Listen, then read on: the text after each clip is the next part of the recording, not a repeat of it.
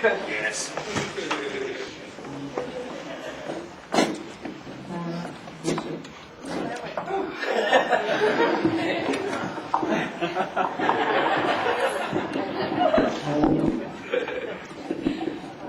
So what everyone think? How'd you get William Shatner to be in this film? I'd like to say a personal thank you to everyone who is not running outside for a cigarette right now. Yeah. How much was the cigarette budget on this film? $1 $20 shot every time someone lights up. One time, a shot every time someone lights up, and a shot every time someone says "fuck." I think it passed like what, a minute? Yeah. It makes you enjoy the movie a lot better. When you're really drunk. So did any Springfield PD bug you when you were Yeah. Yes. We got stopped once when we were shooting a scene downtown, and we got stopped by a couple of bike cops because we were right in the middle of shooting a scene, and I had to go to the bathroom really, really bad and ducked into an alley and got caught. Well, even beyond that, when we were at the little square downtown, they actually stopped and talked to us. They were very nice. We tried to get them in a scene, but they said they couldn't. Yeah, they said they thought they'd probably get in trouble if they were in the scene. Yeah. I don't think they had bike cops in the 80s. Right. Were you the live then? Shut up. If it was motorcycle cops, that'd be alright. When was this filmed? It was obviously pretty smoky. Yeah, it was. It was, we finished it about a year and a half ago. It was, that we shot that scene, it took us about 6 months or so to shoot it, because we started shooting it in the fall, and once winter started, we had to take a little bit of a break, because much of it took place outside. It was way too chilly. But yeah, it was like 2006, I think, that we shot it. 2006, 2007. But yeah, it seems like when we shot that scene in the brew house, it was right after they announced that there was going to be a smoking ban. So they're like, we better get this scene shot fast. Where did you get the sexy bald guy? I don't recall seeing a sexy bald guy there. Where was the house with all like the dolls and stuff? That's my house. Yeah. Those aren't mine. You look like a good villain. Bring her back. You look like a good villain. Tell us about the thunderstorm scene. Like, what's that? Oh, that was luck. When we were shooting on top of the roof, that was just luck. When we were shooting on top of, it was on top of the St. Nicholas, and it just worked out really well. It was pretty windy out, so we had like an umbrella blocking the microphone on the camera to kind of, for the most part, keep the wind out of that particular scene. But the heat lightning in the background, that was just a stroke of luck. That turned out pretty cool. When's this soundtrack going to be available? You can get it on iTunes right now. Yeah. Yeah, and SoulSeek and many other fine distributors of free music. I actually had to pay the rights to use the music in that movie. This movie cost me $20 million. Speaking of which, we need to recuperate the funds from that. So after the show,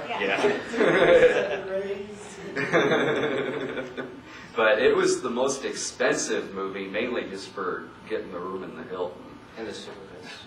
And the cigarettes. Yeah, that was pretty expensive. And they put us in this room that was next to a room that they were renovating or something like that. Like, there were several shots that were like ruined because you could hear the sander being used in the room next door. Crap. How long did it take Nick to grow this curly locks? Why did he shave them off? Those pretty tresses you have there. I know. For every movie, it's like, what's an even stupider wig that I could put Nick in? See, I wound up being in a wig in that one. partway through. Oh, yeah. And that's the hardest part about doing all of these is actually keeping yourself looking the same way for about a year-long period. It's much more difficult than you think. And yeah, I wound up in a wig for half of it because I'd chopped my hair off about 2 And inches. like my weight like fluctuated in it too. That was fine. Mike has done it in a day. So Right, yeah. bitching about it. And that tie that I was wearing in it, there were quite a few scenes where I'm like this because about 3/4 of the way into shooting that movie, that tie was just shot. We did a couple of scenes where I'm just kind of like this, covering it up, and also some scenes where the tie is undone, so you can't tell that it's just ruined. Too many trips in the laundry. Did you actually run in heels in that one scene? Oh, dear God, yes. I thought you were talking to me. And I have the ankle issues to prove it. I'm actually filing workman's comp, and that's why we're not sitting too close. And there's a battle going on. That's what they had to done that. Yeah. And there was a stunt double. It was Lisa Ling, actually. I loved her. We did have a couple of stunt doubles in the S&M scene. The guy who was supposed to be in that scene didn't show up that night, so I had to fill in for the part because we were calling several people will you do this bondage scene where it looks like you're getting fucked in the ass? Everyone said no. So I ended up just putting on his black shirt and covered my face in this mask And I reminded him to take his white socks off. Right, yeah. And I got head butted in the scene and had a huge headache for the rest of shooting. Yeah, it would completely covered his face, so he couldn't see anything. Yeah. And I'd go to headbutt him, so he didn't know to just break back at that moment. Yeah. So we actually connected, and then you just hear Nick go cut, and then had it continued, us going, And by the time that they said action, I had forgotten that was going to happen, that I was supposed to get headbutt, so I was pretty shocked. we had to have 20 minutes of lessons on how to be fucked in the ass. Which is what the internet's for.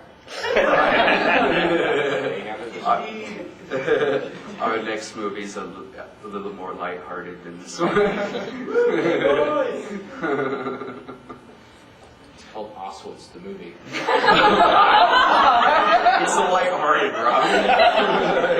Filmed on location. It's a fun little romp. There's buddies. Apostolates? Huh? No. So Nick kind of looks almost like Norman in the slasher with those looks or killer. Huh? No, Nick kind of looked like Norman.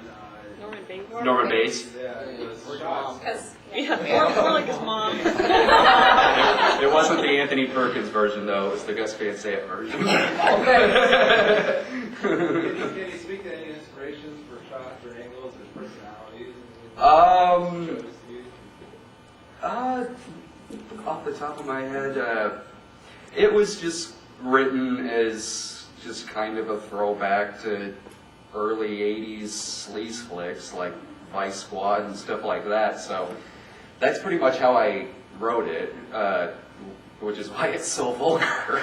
It was kind of written to be intentionally very seedy, to be like something like Savage Streets or The Exterminator or things like that. And it started out as just being about Pam Fu goes psycho and starts killing his own hookers. And then, as I was kind of writing the outline to it, was when I wrote the part with the scalper, and eventually drifted off into that kind of being the twist, that in the first half hour you think that he's the bad guy, which he was, but only for the first half hour. And then I go crazy and kill him. And like 500 other people.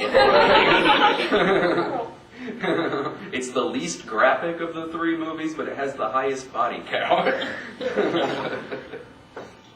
Oh, and yeah, that was when I was writing it too. I wanted it to be not as graphic as like Freak Out or Cheat. So that's why there's no castration in the movie. This one's- Yeah, Bring the gag reel? no.